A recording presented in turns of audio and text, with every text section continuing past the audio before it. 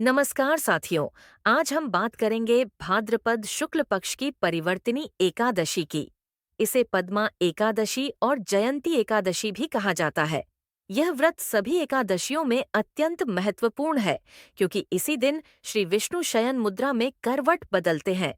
पद्म पुराण और अन्य ग्रंथों में इस व्रत की बड़ी महिमा बताई गई है। राजा युधिष्ठिर ने श्री कृष्ण से पूछा, हे जनार्दन, भाद्रपद शुक्ल एकादशी का क्या नाम है? इसकी महिमा और फल क्या है? भगवान श्री कृष्ण ने उत्तर दिया, हे धर्मराज, यह एकादशी पद्मा, परिवर्तिनी और जयंती नाम से प्रसिद्ध है। इसका व्रत करने से वाजपेय यज्ञ का फल मिलता है और पापों का नाश होता है। भगवान ने कथा सुनाई। त्रेता युग में महान दानी राजा बलि ने तीनों लोकों पर अधिकार कर लिया था।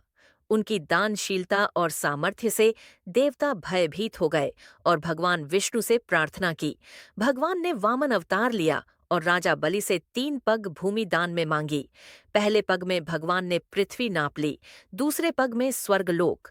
तीसरे पग के लिए कोई स्थान न बचा तो राजा बलि ने अपना शीश, सिर अर्पित कर दिया। भगवान वामन ने उसका सिर दबाकर उसे पाताल लोक भेज दिया। लेकिन उसकी भक्ति और दानशीलता से प्रसन्न होकर भगवान विष्णु स्वयं उसके साथ पाताल लोक में रहने लगे। इसी दिन भगवान विष्णु शेष शैया पर करवट बदलते हैं। इसलिए इस एकादशी को परिवर्तिनी एकादशी कहा जाता है। जो भी भक्त इस व्रत को करता है, उसके सारे पाप नष्ट हो जाते हैं और उसे मोक्ष की प्राप्ति होती है। पूजा विधि: प्रातः स्नान करके व्रत का संकल्प लें। घर या मंदिर में भगवान विष्णु की मूर्ति या चित्र स्थापित करें। पीला वस्त्र पहनाएं। चंदन, पुष्प, तुलसी दल, धूप, दीप और नैवेद्य से पूजा करें। विष्णु सहस्त्रनाम नमो भगवते वासुदेवाय मंत्र का जप करें। रात्रि में जागरण करें और भजन कीर्तन करें।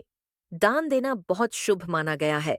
तांबा, चावल, दही, वस्त्र और दक्षिणा ब्राह्मण को दान करें। द्वादशी तिथि को व्रत का पारण करें। व्रत के लाभ: इस व्रत से सभी पाप नष्ट हो जाते हैं। व्रती को वाजपेय यज्ञ के बराबर फल मिलता है। परिवार में समृद्धि और सुख शांति बनी रहती है। पूर्वज प्रसन्न होते हैं और मोक्ष की प्राप्ति होती है।